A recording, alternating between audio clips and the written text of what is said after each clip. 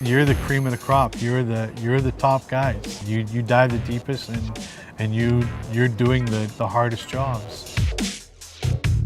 Anything over 165 feet, that's considered mixed gas, so it will have to be done by saturation. I've known companies have done over 1,000-foot sats. My deepest was 621 feet. I came to school here at Divers Institute of Technology, and then further my career as a sat diver in Tasmania, Australia for my sat ticket. You're living in a small chamber, pressurized to the storage depth of where you're actually working. A chamber is probably 15 to 20 feet long, 2 bunks on the top and 2 bunks down below, and a small pathway in between. You're living in that chamber for 28 days. You're breathing a helium and oxygen mixture. You transfer into a bell.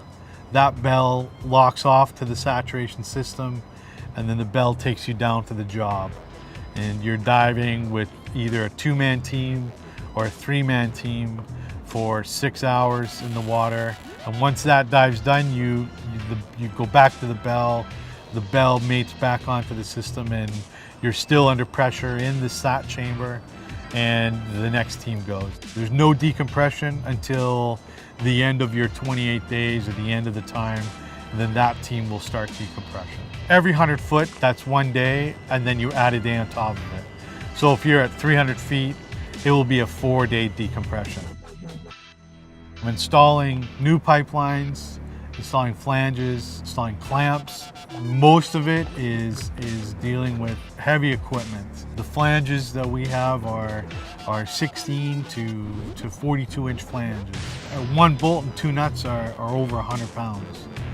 So you're using lift bags or a buoyancy aid to help you move just the bolts, and there's 28 or 30 bolts per flange. We just did the first hot taps in Indian waters. There's actually a live oil line on the bottom of the seabed, and you're actually drilling into this live hot line and changing the direction of flow of oil. The visibility was amazing. You could see the bottom of the ship. Most of the time you have no visibility, and you're up to your knees in mud. You're looking for something you can't see until you run into it. When you drop out and into the unknown, and you know that I could be the first guy that's actually stood here, you're in a different world. I love sat diving. I'm home now for 2 months, and I can't wait to get back offshore right now. Every day is something new.